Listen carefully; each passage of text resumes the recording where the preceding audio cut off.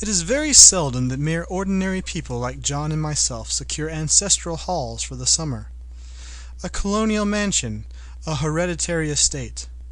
I would say a haunted house, and reach the height of romantic felicity, but that would be asking too much of fate. Still, I would proudly declare that there is something queer about it. Why else should it be let so cheaply? And why have stood so long untenanted? John laughs at me, of course, but one expects that in marriage. John is practical in the extreme.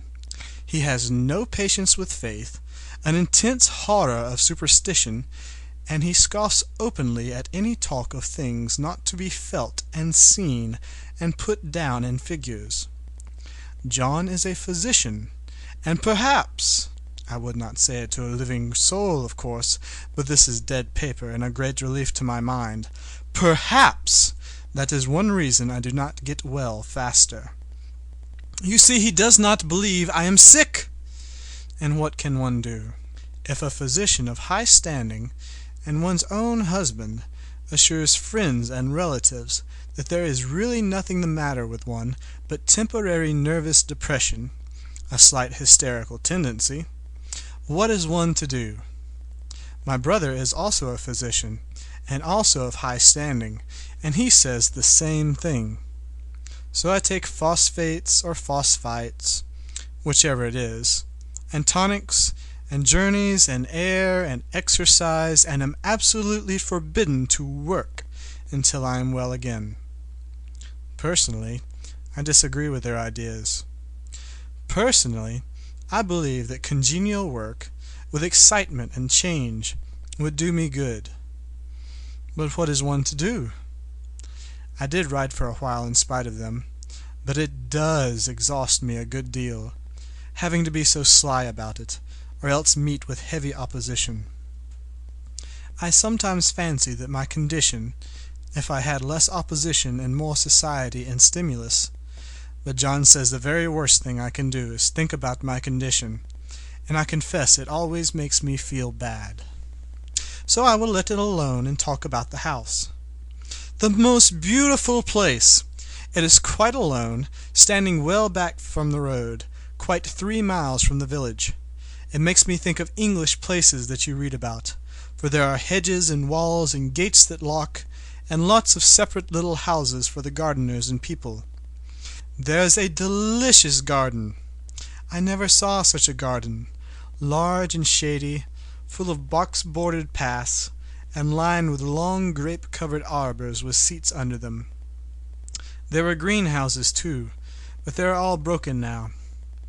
There was some legal trouble, I believe, something about the hares and cohares. Anyway, the place has been empty for years. That spoils my ghostliness, I am afraid, but I don't care. There is something strange about the house. I can feel it. I even said so to John one moonlit evening, but he said what I felt was a draught, and shut the window. I get unreasonably angry with John sometimes.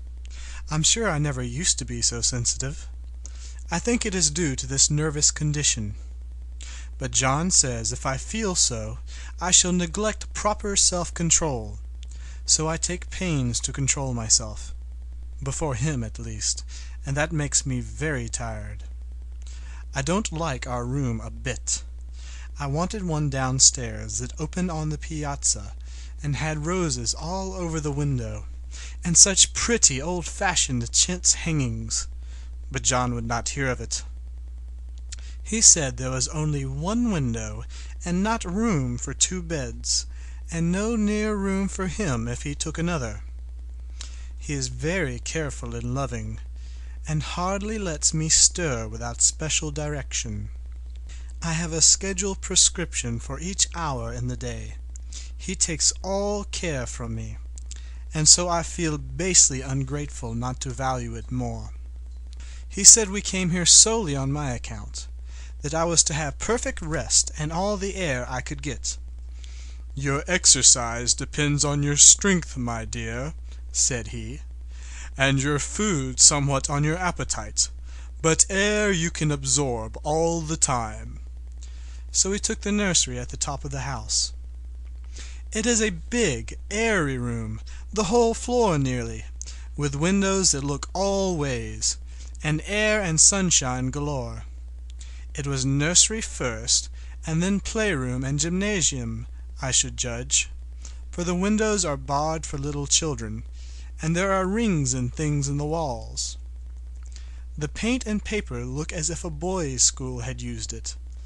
It is stripped off, the paper, in great patches all around the head of my bed, about as far as I can reach, and in a great place on the other side of the room low down. I never saw a worse paper in my life. One of those sprawling, flamboyant patterns committing every artistic sin. It is dull enough to confuse the eye in following, pronounced enough to constantly irritate and provoke study, and when you follow the lame, uncertain curves for a little distance, they suddenly commit suicide, plunge off at outrageous angles, destroy themselves in unheard-of contradictions. The color is repellent, almost revolting, a smoldering, unclean yellow, strangely faded by the slow-turning sunlight. It is a dull yet lurid orange in some places, a sickly sulphur tint in others. No wonder the children hated it. I should hate it myself if I had to live in this room long. There comes John, and I must put this away. He hates to have me write a word. We've been here 2 weeks, and I haven't felt like writing before since that first day. I am sitting by the window now, up in this atrocious nursery, and there is nothing to hinder my writing as much as I please, save lack of strength. John is away all day, and even some nights when his cases are serious. I'm glad my case is not serious. But these nervous troubles are dreadfully depressing. John does not know how much I really suffer. He knows there is no reason to suffer, and that satisfies him. Of course it is only nervousness. It does weigh on me so not to do my duty in any way. I meant to be such a help to John, such a real rest and comfort, and here I am a comparative burden already.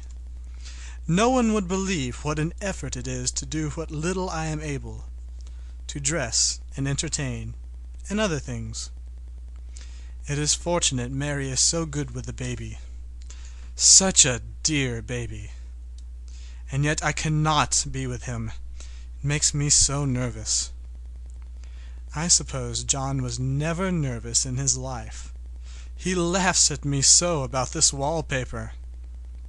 At first he meant to repaper the room, but afterwards he said that I was letting it get the better of me, and that nothing was worse for a nervous patient than to give way to such fancies.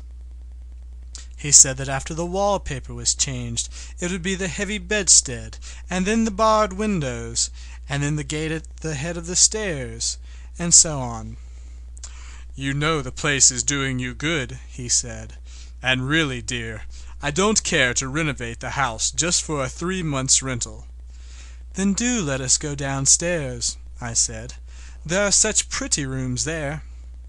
Then he took me in his arms and called me a blessed little goose, and said he would go down to the cellar, if I wished, and have it whitewashed into the bargain. But he is right enough about the beds and windows and things. It is an airy and comfortable room as any one need wish, and, of course, I would not be so silly as to make him uncomfortable just for a whim. I'm really getting quite fond of the big room, all but that horrid paper. Out of one window I can see the garden, those mysterious deep-shaded arbors, the riotous old-fashioned flowers, and bushes and gnarly trees. Out of another I get a lovely view of the bay, and a little private wharf belonging to the estate. There is a beautiful shaded lane that runs down there from the house. I always fancy I see people walking in these numerous paths and arbors, but John has cautioned me not to give way to fancy in the least. He says that with my imaginative power and habit of story-making, a nervous weakness like mine is sure to lead to all manners of excited fancies, and that I ought to use my will and good sense to check the tendency. So I try. I think sometimes that if I were only well enough to write a little, it would relieve the press of ideas and rest me. But I find I get pretty tired when I try. It is so discouraging not to have any advice and companionship about my work. When I get really well, John says we will ask Cousin Henry and Julia down for a long visit. But he says he would as soon as put fireworks in my pillowcase as to let me have those stimulating people about me now. I wish I could get well faster. But I must not think about that. This paper looks to me as if it knew what a vicious influence it had. There is a recurrent spot where the pattern lolls like a broken neck, and two bulbous eyes stare at you upside down. I get positively angry with the impertinence of it, and the everlastingness. Up and down and sideways they crawl, and those absurd, unblinking eyes are everywhere. There's one little place where two breaths didn't match, and the eyes go all up and down the line, one a little higher than the other. I never saw so much expression in an inanimate thing before, and we all know how much expression they have. I used to lie awake as a child and get more entertainment and terror out of blank walls and plain furniture than most children could find in a toy store. I remember what a kindly wink the knobs of our big old bureau used to have, and there was one chair that always seemed like a strong friend. I used to feel that if any of the other things looked too fierce, I could always hop into that chair and be safe. The furniture in this room is no worse than inharmonious, however, for we had to bring it all up from downstairs. I suppose when this was used as a playroom they had to take the nursery things out, and no wonder! I never saw such ravages as the children's have made here. The wallpaper, as I said before, is torn off in spots, and it sticketh closer than a brother. They must have had perseverance as well as hatred. Then the floor is scratched and gouged and splintered. The plaster itself is dug out here and there, and this great heavy bed, which is all we found in the room, looks as if it had been through the wars. But I don't mind it a bit, only the paper. There comes John's sister. Such a dear girl she is, and so careful of me. I must not let her find me writing. She is a perfect and enthusiastic housekeeper, and hopes for no better profession. I verily believe she thinks it is the writing which made me sick. But I can write when she is out, and see her a long way off from the windows. There is one that commands the road, a lovely, shaded, winding road, and one that just looks off over the country. A lovely country, too, full of great elms and velvet meadows. This wall-paper has a kind of sub-pattern in a different shade, a particularly irritating one, for you can only see it in certain lights, and not clearly then. But in the places where it isn't faded, and where the sun is just so, I can see a strange, provoking, formless sort of figure that seems to skulk about behind that silly and conspicuous front design. There's Sister on the stairs. Well, the 4th of July is over. The people are gone and I am tired out. John thought it might do me good to see a little company, so we just had Mother and Nellie and the children down for a week. Of course, I didn't do a thing. Jenny sees to everything now, but it tired me all the same. John says if I don't pick up faster, he shall send me to Ware Mitchell in the fall. But I don't want to go there at all. I had a friend who was in his hands once, and she says he is just like John and my brother, only more so. Besides, it is such an undertaking to go so far. I don't feel as if it was worthwhile to turn my hand over for anything, and I'm getting dreadfully fretful and querulous. I cry at nothing, and cry most of the time. Of course I don't when John is here, or anybody else, but when I am alone. And I am alone a good deal just now. John is kept in town very often by serious cases, and Jenny is good and lets me alone when I want her to. So I walk a little in the garden, or down that lovely lane, sit on the porch under the roses, and lie down up here a good deal. I'm really getting fond of the room in spite of the wallpaper. Perhaps because of the wallpaper. It dwells in my mind so. I lie here on this great immovable bed, it is nailed down, I believe, and follow that pattern about by the hour. It is as good as gymnastics, I assure you. I start, we'll say, at the bottom, down in the corner over there where it has not been touched, and I determine for the 1000th time that I will follow that pointless pattern to some sort of a conclusion. I know a little of the principle of design, and I know this thing was not arranged on any laws of radiation, or alternation, or repetition, or symmetry, or anything else that I ever heard of. It is repeated, of course, by the breadths, but not otherwise. Looked at in one way, each breadth stands alone, the bloated curves and flourishes, a kind of debased Romanesque with delirium tremens, go waddling up and down in isolated columns of fatuity. But on the other hand, they connect diagonally, and the sprawling outlines run off in great slanting waves of optic horror, like a lot of wallowing seaweeds in full chase. The whole thing goes horizontally, too, at least it seems so, and I exhaust myself in trying to distinguish the order of its going in that direction.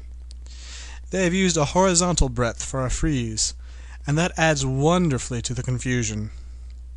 There is one end of the room where it is almost intact, and there, when the cross-lights fade and the low sun shines directly upon it, I can almost fancy radiation after all.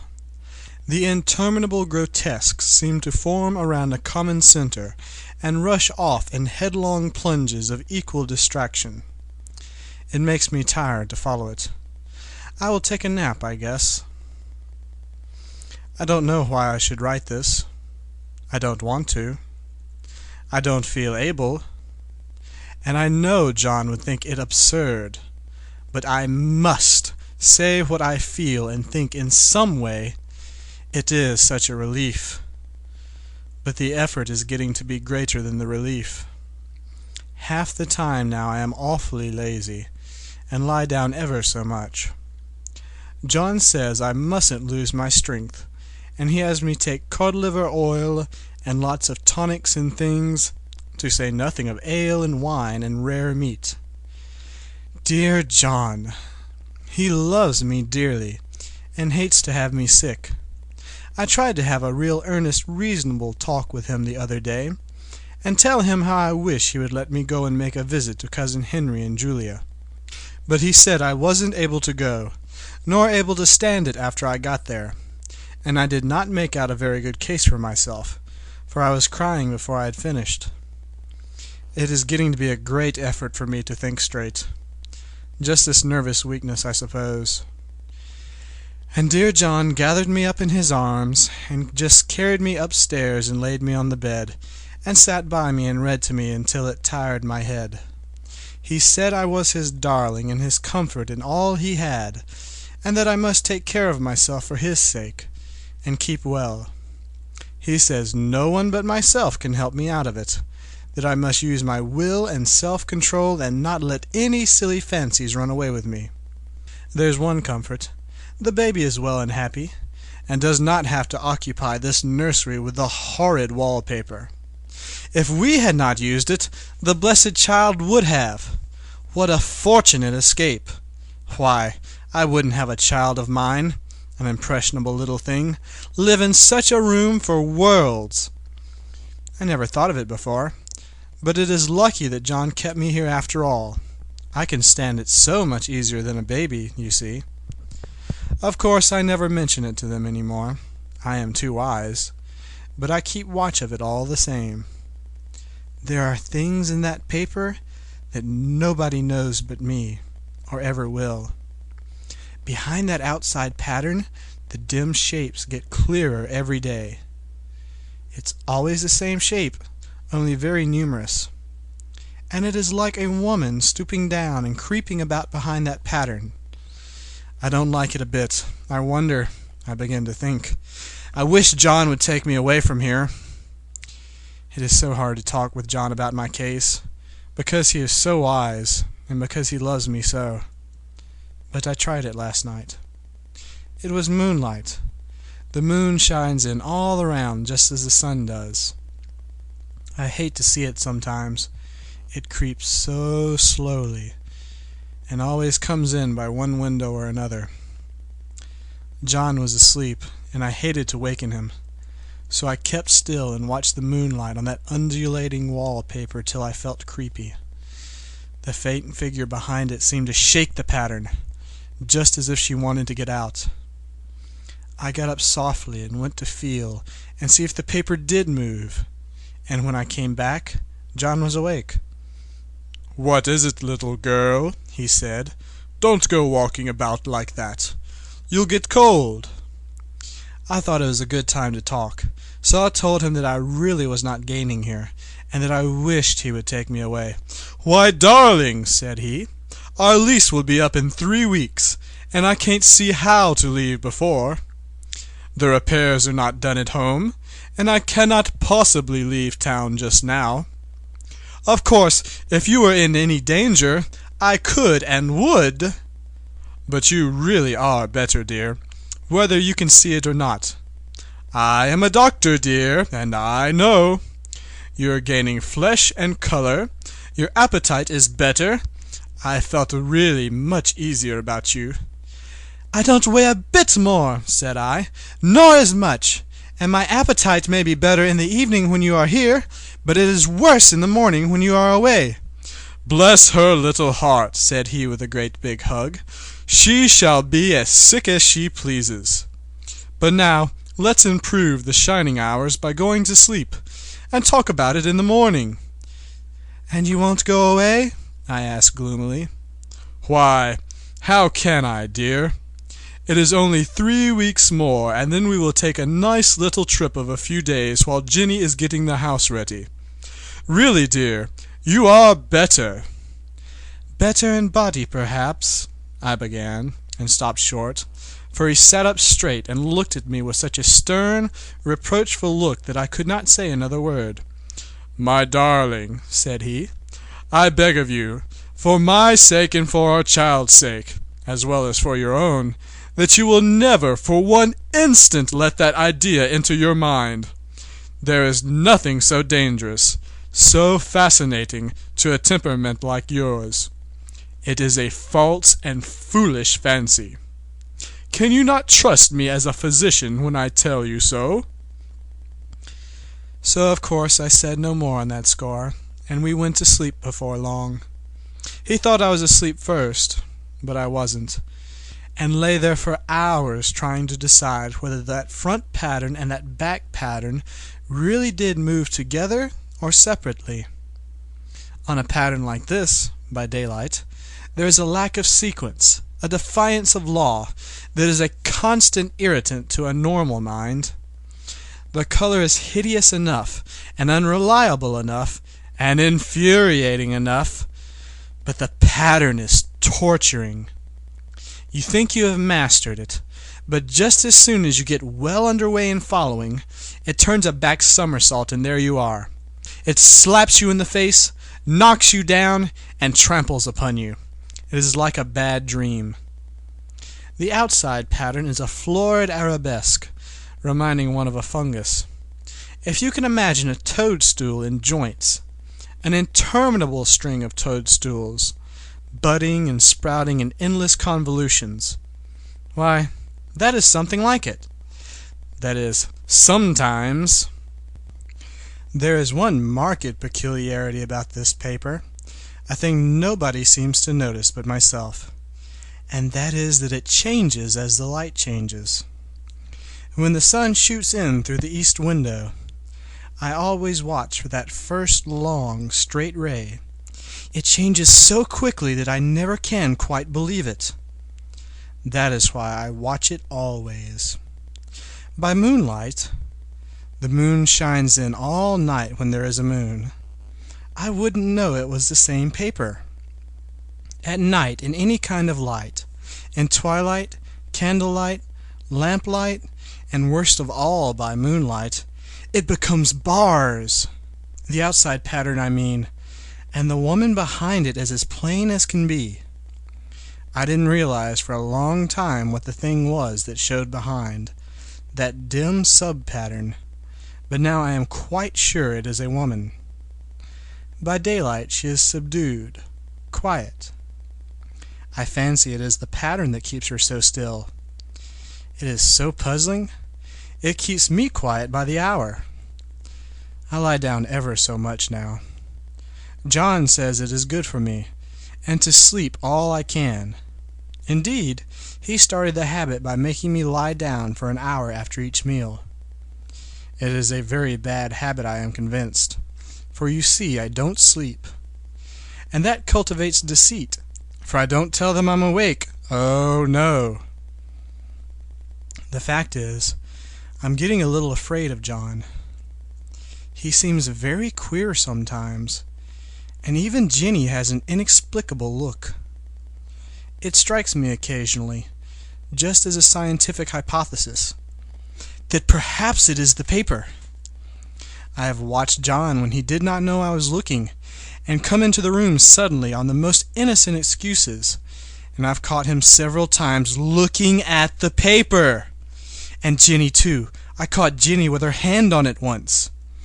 She didn't know I was in the room, and when I asked her in a very quiet voice, with the most restrained manner possible, what she was doing with the paper, she turned around as if she had been caught stealing, and looked quite angry, asked me why I should frighten her so. Then she said that the paper stained everything it touched, that she had found yellow smooches on all my clothes and John's, and she wished we would be more careful. Did not that sound innocent? But I know she was studying that pattern, and I am determined that nobody shall find it out but myself. Life is so very much more exciting now than it used to be. You see, I have something more to expect, to look forward to watch. I really do eat better, and am more quiet than I was.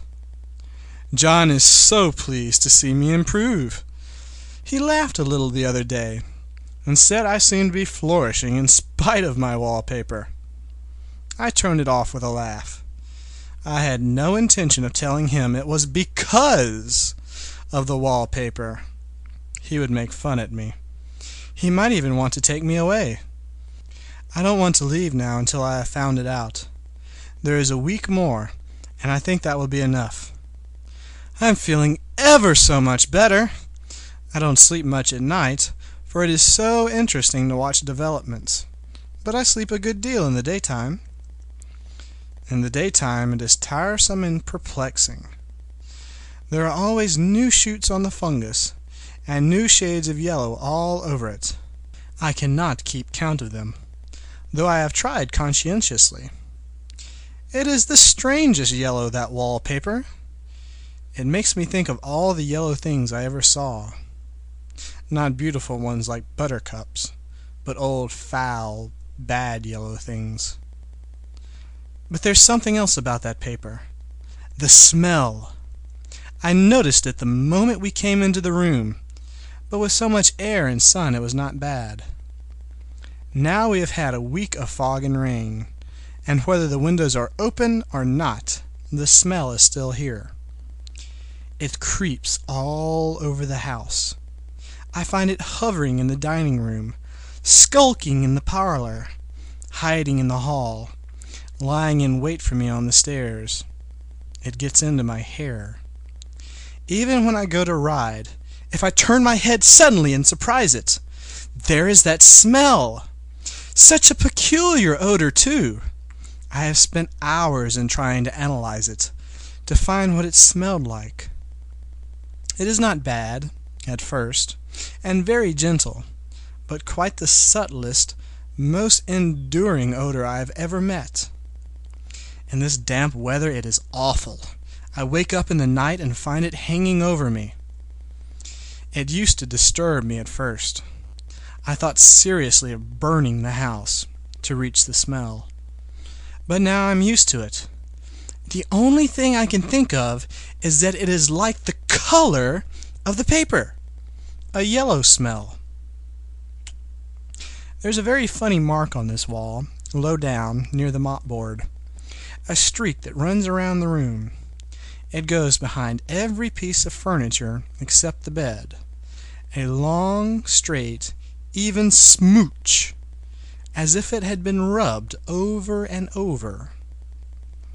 I wonder how it was done and who did it, and what they did it for. Round and round and round, round and round and round. It makes me dizzy. I really have discovered something at last. Through watching so much at night, when it changes so, I have finally found it out. The front pattern does move, and no wonder. The woman behind shakes it. Sometimes I think there are a great many women behind, and sometimes only one, and she crawls around fast, and her crawling shakes it all over. Then in the very bright spots, she keeps still.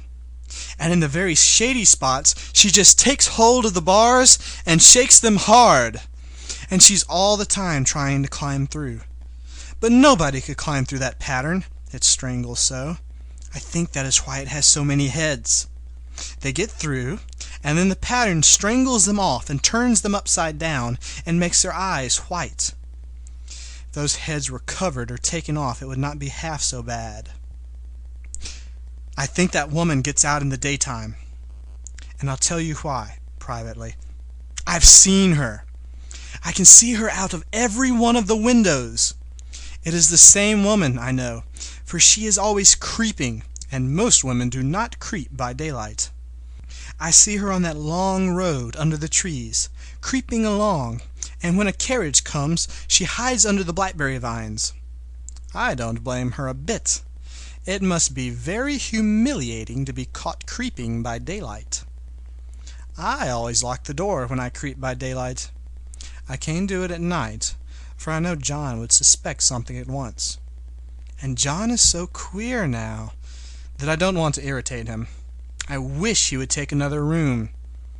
Besides, I don't want anybody to get that woman out at night but myself. I often wonder if I could see her out of all the windows at once. But turn as fast as I can only see out of one at a time. And though I always see her, she may be able to creep faster than I can turn. I have watched her sometimes away off in the open country, creeping as fast as a cloud shadow in a high wind. If only that top pattern could be gotten off from the under one. I mean to try it, little by little. I have found out another funny thing, but I shan't tell it at this time. It does not do to trust people too much. There are only 2 more days to get this paper off, and I believe John is beginning to notice. I don't like the look in his eyes. And I heard him ask Jenny a lot of professional questions about me. She had a very good report to give. She said I slept a good deal in the daytime. John knows I don't sleep very well at night, for all I'm so quiet. He asked me all sorts of questions, too, and pretended to be very loving and kind, as if I couldn't see through him. Still, I don't wonder he acts so, sleeping under this paper for 3 months. It only interests me, but I feel sure John and Jenny are secretly affected by it. Hurrah! This is the last day, but it is enough. John is to stay in town overnight, and won't be out until this evening. Jenny wanted to sleep with me, the sly thing, but I told her I should undoubtedly rest better for a night all alone. That was clever, for I really wasn't alone a bit. As soon as it was moonlight, and that poor thing began to crawl and shake the pattern, I got up and ran to help her. I pulled and she shook. I shook and she pulled, and before morning we had peeled off yards of the paper, a strip about as high as my head and half around the room. And then when the sun came and that awful pattern began to laugh at me, I declared I would finish it today. We go away tomorrow, and they are all moving all my furniture down again to leave things as they were before. Jenny looked at the wall in amazement, but I told her merrily that I did it out of pure spite at the vicious thing. She laughed and said she wouldn't mind doing it herself, but I must not get tired. How she betrayed herself that time! But I am here, and no person touches this paper but me, not alive. She tried to get me out of the room. It was too patent. But I said it was so quiet and empty and clean now that I believed I would lie down again and sleep all I could, and not to wake me even for dinner. I would call when I woke. So now she is gone, and the servants are gone, and the things are gone, and there is nothing left but that great bedstead nailed down with the canvas mattress we found on it. We shall sleep downstairs tonight, and take the boat home tomorrow. I quite enjoy the room, now it is bare again. How those children did tear about here! This bedstead is fairly gnawed. But I must get to work. I have locked the door and thrown the key down into the front path. I don't want to go out, and I don't want to have anybody come in till John comes. I want to astonish him. I've got a rope up here that even Jenny did not find. If that woman does get out and tries to get away, I can tie her. But I forgot I could not reach far without anything to stand on. This bed will not move. I tried to lift and push it until I was lame, and then I got so angry I bit off a little piece at one corner, but it hurt my teeth. Then I peeled off all the paper I could reach standing on the floor. It sticks horribly, and the pattern just enjoys it. All those strangled heads and bulbous eyes and waddling fungus growths just shriek with derision. I'm getting angry enough to do something desperate. To jump out of the window would be admirable exercise, but the bars are too strong even to try. Besides, I wouldn't do it. Of course not. I know well enough that a step like that is improper and might be misconstrued. I don't like to even look out of the windows. There are so many of those creeping women, and they creep so fast.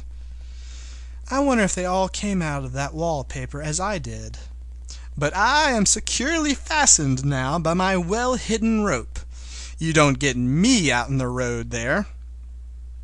I suppose I shall have to get back behind the pattern when it comes night, and that is hard. It is so pleasant to be out in this great room and creep around as I please. I don't want to go outside. I won't, even if Jenny asks me to. For outside you have to creep on the ground, and everything is green instead of yellow. But here I can creep smoothly on the floor, and my shoulder just fits into that long smooch around the wall, so I cannot lose my way. Why, there's John at the door! It's no use, young man, you can't open it. How he does call and pound! Now he's crying for an axe. It would be a shame to break down that beautiful door.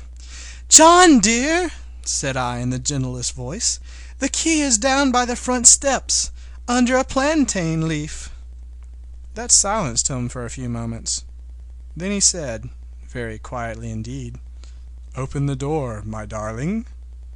"I can't," said I. "The key is down by the front door under a plantain leaf."